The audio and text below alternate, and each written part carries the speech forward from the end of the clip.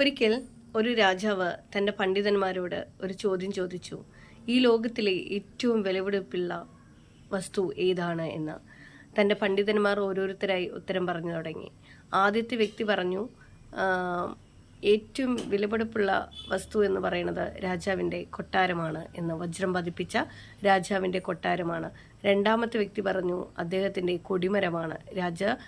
ഈ രാജ്യത്തിൻ്റെ കൊടിമരമാണ് ഏറ്റവും വിലപിടിപ്പുള്ള വസ്തു.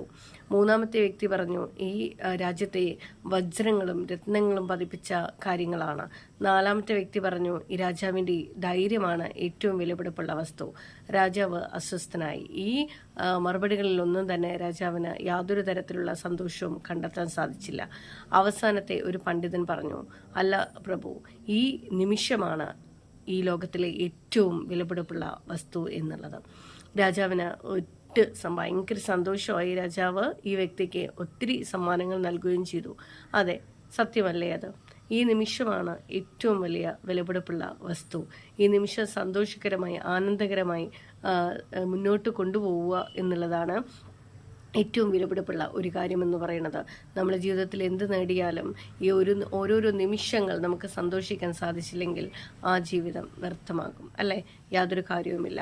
അപ്പോൾ ഓരോ നിമിഷവും സന്തോഷത്തോടു കൂടിയിരിക്കൂ. ഓരോ നിമിഷവും സന്തോഷിക്കാൻ സാധിക്കട്ടെ. അത് നമ്മുടെ ജീവിതത്തെ ധന്യമാക്കുക തന്നെ ചെയ്യും. Thank you. ശുഭദിനം.